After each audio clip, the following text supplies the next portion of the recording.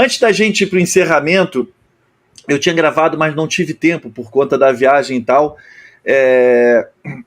Eu separei aquelas 10 curiosidades, né, sobre o Dark Side of the Moon e tal, para gravar um vídeo curto de divulgação da live, mas não consegui fazer. Aí eu quero aproveitar para ler aqui as 10 curiosidades, né? Número 1, o álbum foi lançado em 1º de março de 1973 e foi o 8º álbum de estúdio do Pink Floyd. Ele foi gravado no estúdio Abbey Road, em Londres, o mesmo estúdio onde os Beatles gravaram muitos de seus álbuns. Acho que só um que não foi gravado, né? Lá. O álbum foi produzido pelo Alan Parsons, que mais tarde formou o Alan Parsons Project. A capa do álbum apresenta esse feixe de luz quebrando um prisma e criando um arco-íris. A arte da capa foi criada pelo designer gráfico Ståle Torgerson, e o álbum passou um recorde de 957 semanas na parada da Billboard 200, quebrando o recorde anterior de Johnny's Greatest Hits de Johnny Metz. O álbum apresenta vocais de Claire Torrey na faixa The Great Gig in the Sky, e a menina foi escolhida para os vocais após ser contratada como uma simples backing vocal ali para o álbum. O disco foi inspirado por temas como vida, morte, loucura e guerra. A faixa Money apresenta um solo de guitarra com efeito sonoro de dinheiro que foi criado usando um sintetizador VCS3. A faixa Us and Then apresenta um solo de saxofone por Dick Perry, que mais tarde colaboraria com muitos outros artistas, incluindo os Rolling Stones e a Kate Bush. E 10ª curiosidade, o álbum foi um grande sucesso comercial e crítico, recebendo elogios de muitos críticos de música, influenciando uma geração inteira de jovens aspirantes a músico e a músicos já profissionais também, né, que foram inspirados. É aquilo, né? O que mais falar sobre Dark Side of the Moon? A gente está 2 horas falando sobre o disco, né? Porque nunca é demais, né, não, Grings? Falar de um disco como Dark Side of the Moon. No início do... A Zero Hora fez que é o maior jornal do Rio Grande do Sul, aqui fez uma reportagem no início de março, e eu estava pensando sobre isso, né? Hoje em dia as editorias de cultura já não fazem mais aquele serviço de efeméride, de falar de discos e tal. Mas discos e discos de entidade, como no caso do Dark Side of the Moon, em que eles abrem espaço para conversar com as pessoas, para relembrar a importância disso na música pop. E aí é muito legal ver isso num jornal de circulação, como a Zero Hora aqui no Rio Grande do Sul, né? Foi o que aconteceu com a reportagem do William Mansky, que saiu, acho que foi no dia 1º de março mesmo. Inclusive, ele conversou comigo e eu vou ler aqui só um parágrafo daquilo que eu disse, que eu acho que também sintetiza um pouco desse impacto do disco, né? Que no final das contas, esse misterioso lado escuro da lua, ou a face oculta de nós mesmos, né? De lidar com obscuridades internas e externas, à luz desse álbum incrível, faz do disco mais celebrado do Pink Floyd a trilha sonora perfeita para todos nós, sensíveis à arte e às vicissitudes da existência humana.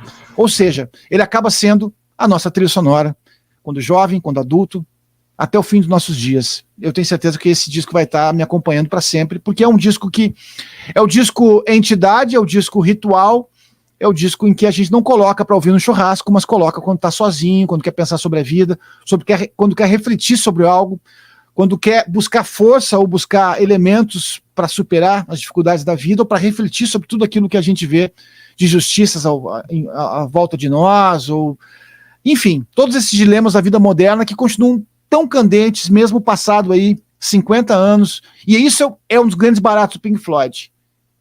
Essa música não envelhece, essa música continua valendo, continua sendo tão importante quanto já foi.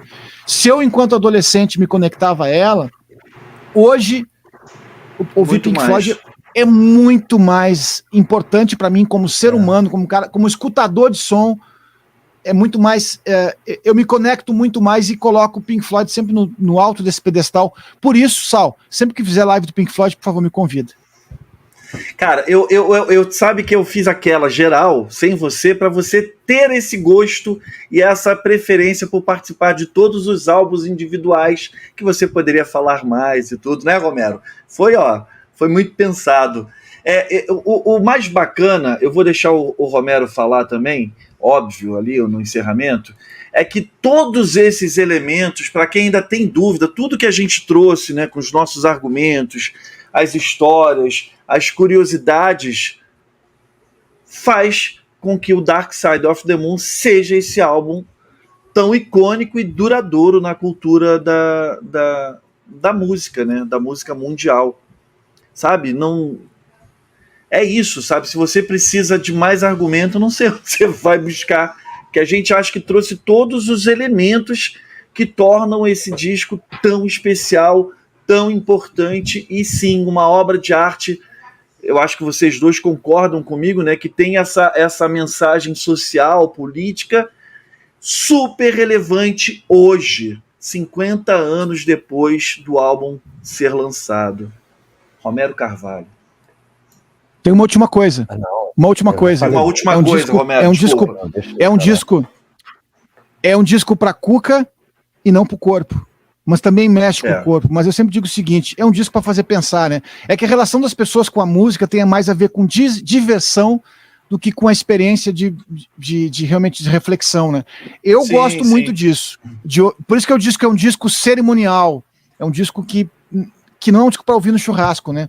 No churrasco a gente ouve Stones até, né? Vamos lá. Bota o Exile Main Street, tá tudo certo, mas não coloca o Dark Side of the Moon porque não vai funcionar. Não. Perfeito.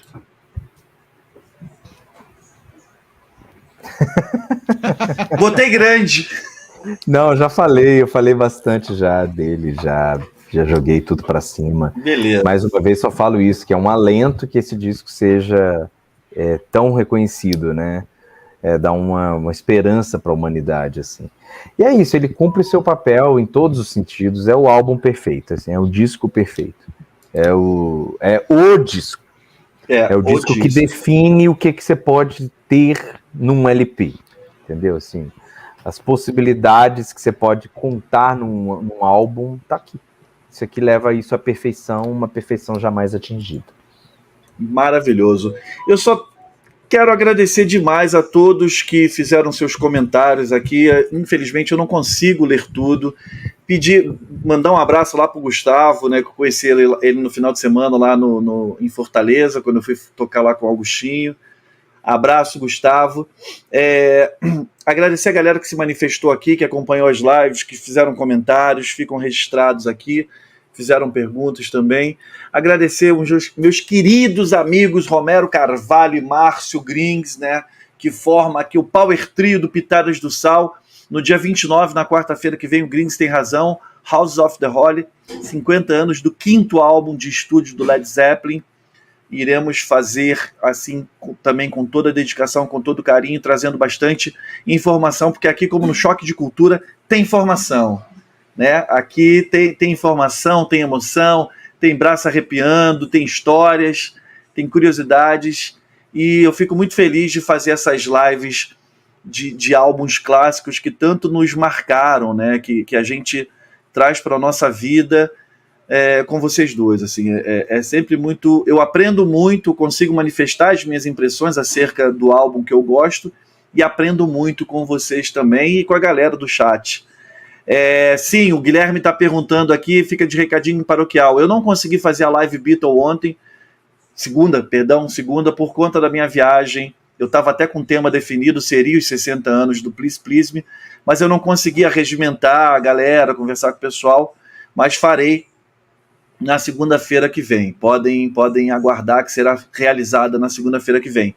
Eu peço mais uma vez, quem está assistindo aqui a live ao vivo e vai assistir gravado, que se curtiu o trabalho, apoie, não custa nada para vocês, é de graça, né? Curtam a live, se inscrevam no canal e compartilhem essa live com quem gosta de música, com quem gosta de Pink Floyd, ou para aquele sobrinho ou primo mais novo que está começando a pesquisar e a se aventurar nesse universo que não tem fim, né, da música popular de qualidade feita no século passado, principalmente. Ajuda bastante aqui, após o Independente. Se você quiser se tornar membro, seja muito bem-vindo. E é isso, galera. Eu vou encerrar a transmissão aqui e me despeço de vocês offline. Aquele abraço. Tchau, tchau.